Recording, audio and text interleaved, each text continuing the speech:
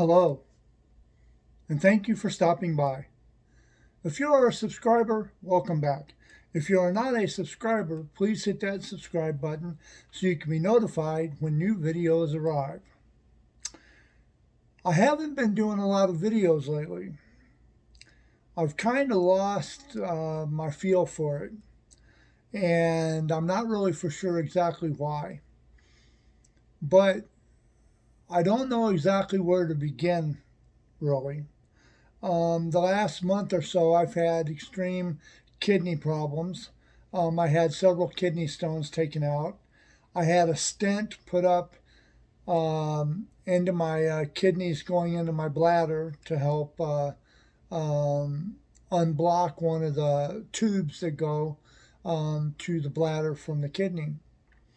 Several kidney stones taken out. So I've not really been doing that great, but in the wide scheme of things, I could be doing a lot worse. I've noticed, and this is what I want to talk about, and I've talked about it in the past, but President Biden has brought up a thing, so to speak. It is the Inflation Reduction Act. And it's not supposed to really take effect for another 4 years, which is not helping us now. He's not stomping on the companies that are profiting from groceries. Since the pandemic hit, everything skyrocketed, and they're blaming it on COVID. I think COVID is actually put here on purpose to help big industries make record profits. Like, you make a quick profit and then it kind of settles down after a while. And I wanted to read this to you. It's from a website called thestatesman.com, the Austin American Statesman, as a matter of fact. But it says they wanted to fact check Warren Fisk, PolitiFact.com. And it says here, fact check, are meatpacking companies making record profits? Hold on a second. My coffee. I don't do good in the morning unless I have it.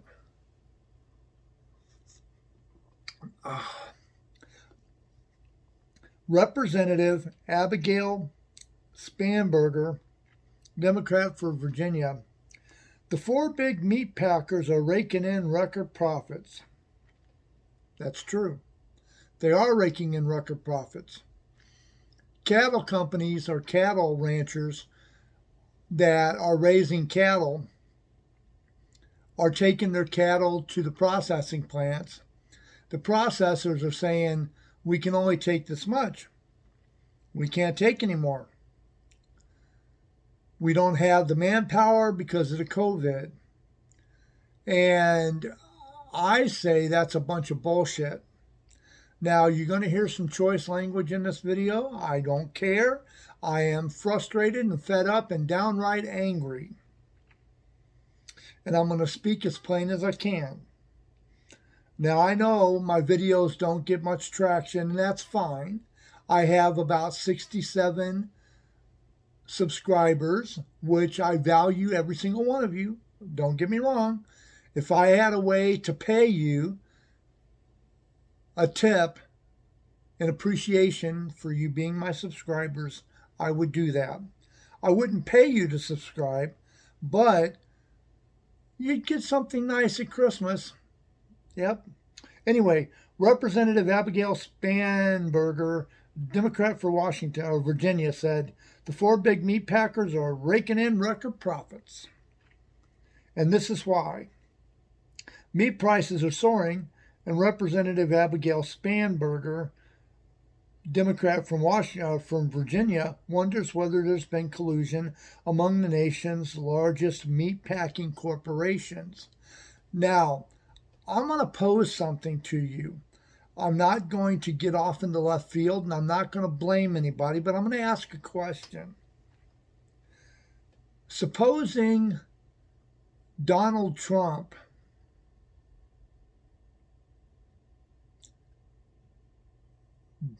brought the COVID to America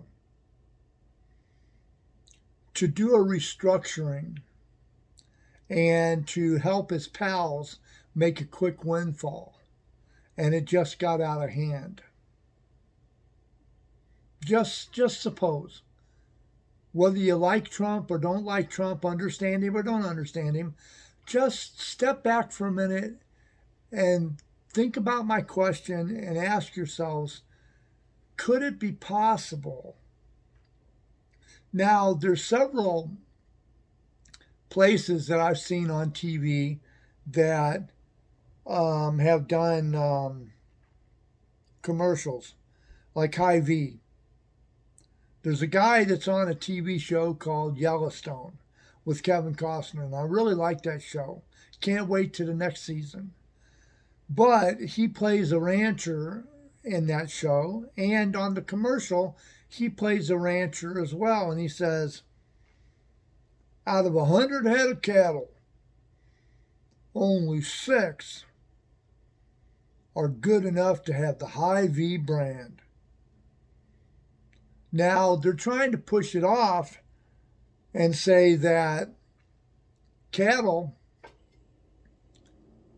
isn't doing so hot, that there's very little that are worthy of even being put in the grocery store. I wouldn't care if the meat was dogged and peaked looking. I wouldn't care if that cow looked like he hadn't ate in 10 years. Put it in the store and make it into ground beef and sell it to me. I can whip you up a great hamburger using my air fryer. Now, the 4 big meat packers are raking in profits. In June 16, of the guest column for Fox News, Abigail Spanberger wrote, which was co-authored by Brooke, president of the U.S. Cattlemen's Association. We fact-checked Spanberger's claims about the profits and found it is correct. Top executives of the 4 major meatpacking companies have sworn to Congress that they are not fixing prices, saying their record profits are instead the result of unusual economic circumstances brought on by Corona's pandemic. And that's true. They haven't spiked the prices, but they've kind of maneuvered themselves around to where they have no choice. Because the rancher makes about $1.80 a pound for his cattle. It goes to the meat packing plants, processing plants, and they in turn upcharge it to about $5 a pound, which means they're making about $3.50 to $4 a pound. The stores can't upcharge very much because people won't buy it. That's why you notice grocery stores from time to time have a sale. It's a special sale or a flash sale. And the stores get it, and they have to upcharge about $2. But see, when the price of beef went up, this was even before the pandemic hit. The price of beef was already going up, so they can't use that as an excuse. The price of beef had already went up. This was like about 2 or 3 years before the pandemic hit. As a matter of fact, I think the meat prices started going up back when Obama was president. They started raising the prices because they said the demand was higher than what they were able to produce. But the COVID didn't help any. Now, having said that, the cost of eggs have went up. The cost of milk has went up. Instead of it being about $2.39 a gallon, the cost of milk has went up to about $4 a gallon. Cost of eggs, instead of 18 in a pack being $1.98, It is almost $5 now. They have taken the sizes and they've shrunk them. The jumbo large eggs used to be the large, and the large that they have now used to be the medium. I remember what it was like back when we had penny candy. Meat prices rose 12.3% over the last 12-month period ending in May 31 of 2022, according to the Bureau of Labor Statistics. That outstrips the 8.6 inflation rate and a 10.1 percentage increased overall on the food prices. Spanberger introduced in April a bill that would establish an office at the U.S. Department of Agriculture to investigate possible antitrust violations. They can investigate till the cows come home. It ain't going to do no good. This is what needs to be done. The president needs to step in. He needs to put his foot down, and he needs to do an executive order. Now, an executive order ain't going to stay intact forever. It can be undone by the next president. But if he does an executive order that forces the cattle, forces the processing plants to lower the cost of beef and other grocery items over the board. Now, I wouldn't have a problem with the cost of beef being $6 a pound for like hamburger or $10 a pound for steak. I wouldn't have no problem with that if the cattle ranchers were getting more money. But between the cattle ranchers and the store, the middleman, the processing plants, are the ones that are making all of the freaking money. And that's not fair. The four major meat conglomerates are JBS Foods, Tyson Foods, Cargill, and Marfrig. I think I pronounced that right. Marfrig, Marfrig, Marfrig, Marfrig. They are the middlemen in 55% to 85% of all the beef, pork, and poultry sold in the U.S. Yep. According to White House analysis released in November of 2021, they buy livestock, slaughter it, and process the meat and sell it to the retailers. All of them operate internationally, which means that they don't just sell the beef here, they sell it to other places. Profits. JBS had a record net profit of $4.4 billion for the last 12-month period ending in March 31st of 2022, a 70% increase over the previous 12 months. Wow. Cargill is a privately held company and isn't required to publicly report its financial information. Bloomberg reported last August that confidential financial documents shows Cargill delivered a record $4.9 billion in net income for its fiscal year ending in May 31st of 2021, up 60% over the previous 12 months. Wow. Marfrig reported a net profit of $820.1 million in 2021, a 32% increase over 2020. This was our largest profit ever, the Brazilian-based company said in its annual report. Net income dropped during the first quarter of 2022 due to the company's $360 million stock purchase and BRF, a Brazilian poultry and pork processor. Even so, Marfrig's chief financial officer said it was the company's best operational first quarter. And the rest of us get stuck doing the dishes. While profits have been soaring for the large meat packers, many ranchers and cattle farmers complain that livestock prices have remained stagnant. That's true. I just said that. They have not went up in price at all. So what are we to do about that? Their business costs have increased, though. Many Democrats, including President Joe Biden, have accused the four conglomerates of setting prices.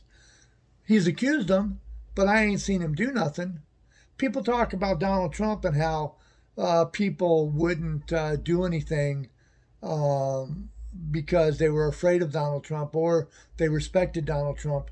But I think that all of this got started and it slowly went on the rise, and the president that comes in gets stuck with the good stuff or the bad stuff. I mean, after George W. Bush, look at Barack Obama. He walked into a huge economic downturn, and then when Trump came in, he had record profits, and he took credit for that. High-ranking executives of the four corporations testified before the House Agriculture Committee on April 22nd, and the meat industry is cyclical, and confluence of economic events have led to record profits. Thank God we got closed captioning, because if you have a hard time understanding me, you can hit that closed caption button and it will bring up the subtitles. They said an oversupply of cattle in recent years pushed down meat prices and left farmers with more livestock than they could sell.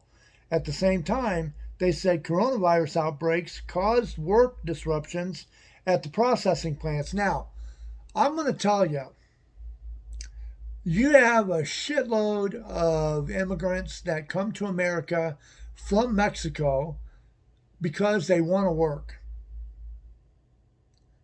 They'll do a job that Americans think is beneath them. A lot of Mexicans will work hard. They work really good. They don't give no crap, but they don't take no crap either. Now, the Republicans are down on immigrants coming to America. I say give them all work visas and let them do the jobs that the Americans are too lazy to do themselves. Open up the meatpacking plants and lower the cost of groceries. They said an oversupply of cattle in recent years pushed down the meat prices and left farmers with more livestock than they could sell. At the same time, they said coronavirus outbreaks caused work disruptions at processing plants, leading to increase in the demand and price for meat. No, they laid off people and they shut plants down so they would have fewer plants, which meant that they could buy less, which meant in turn they would have to charge more because the demand was greater. The CEOs also said that inflation has increased processing and transportation costs, and those added expenses have been passed on to the consumer. Now, there's other countries like Japan and China and various other countries that are afraid to raise their prices because they know the people won't pay it. I get on YouTube and I watch these Japanese cooking shows, and I watch especially places where they buy bluefin tuna. Great big huge ones too. They buy these bluefin tuna and then they turn around and they talk about the restaurants it's going to go in and how they're going to create it. And they said that the cost of their bluefin tuna has skyrocketed, but they're afraid to raise the cost of their sushi because if they do, people won't pay it. Now, I'm a little more understanding about that. Like, there's a restaurant by my house. It's a buffet, and they're really good. They just changed their name from one to another during the pandemic, but they're back open now. And they had to raise their prices about $4. And I figure for the amount of food you get and for the quality and because of the service, that it's worth every bit of the $23 they charge, plus the 15% tip that I give them, because I'm only going there once in a while, and I think it's well worth it. Now, I'll go to a restaurant, and if I buy a can of Pepsi and it's $1, I'll pay that. Now, if I go to a grocery store and they charge $1, I get upset. I think it's too high. So, It just depends on the circumstances, but grocery stores are necessities. Now, you've got high-end grocery stores where they sell like Black Angus and Wagyu steak, and they sell lobster and caviar, and they charge like $40 or $50 a pound or whatever it is, and that's fine. That's a specialty store. That's for the rich. Grocery stores like Safeway and Aldi and other stores that are for the common people like us, like you and me, then they need to have the prices at a reasonable price where we can afford it, because pretty soon we're going to price ourselves out of a country. Now, after all of the prices have been passed off to the consumer, Spanberger wrote, the four big meat packers are raking in record profits. The big four are JBS Foods, Tyson Foods, Cargill, and Marfrig. Each of the four reported net incomes in the last year over financial information.